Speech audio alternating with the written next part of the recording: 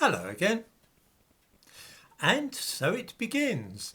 I spoke yesterday about the enemies of Britain, and lo and behold, they have begun agitating for Britain to let anybody from Ukraine who wishes to come to Britain to enter without a visa.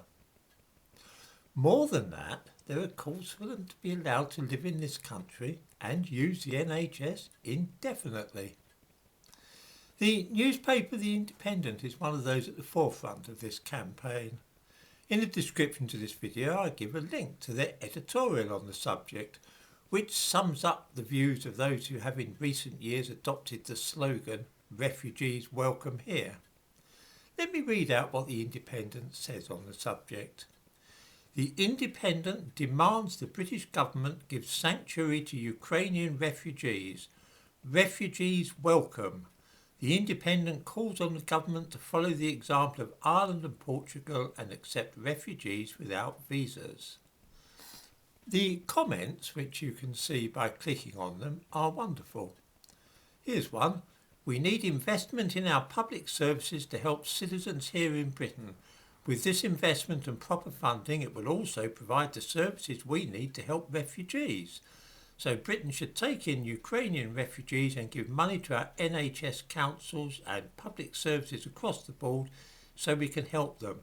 No more austerity and no more cruel political cuts on our much needed and wanted public services.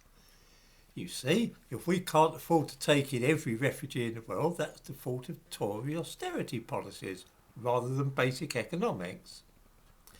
In this way, ideology, of course, trumps the real world. I will make a prediction, and it is this. Very soon the Prime Minister will announce that Britain will take Ukrainian refugees.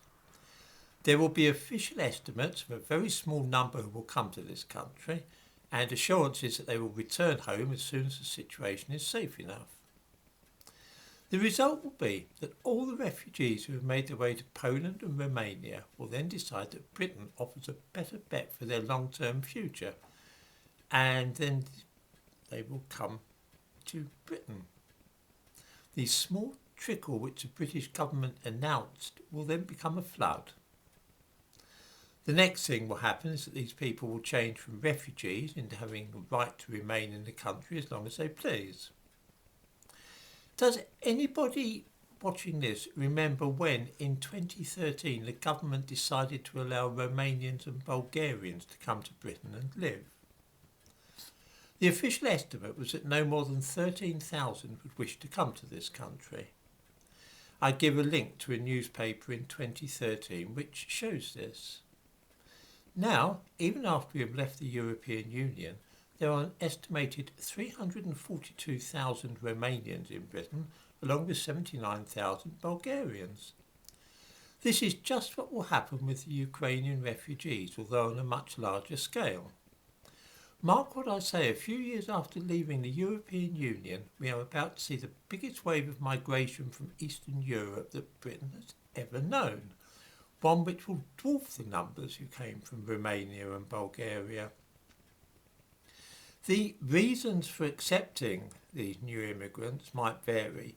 10 years ago it was because we were members of the European Union. Today it's because of a terrible war in Eastern Europe. But the end result will be the same. It will be more and more Eastern Europeans coming to live in Britain, and our having to build hundreds of thousands of new homes to accommodate them.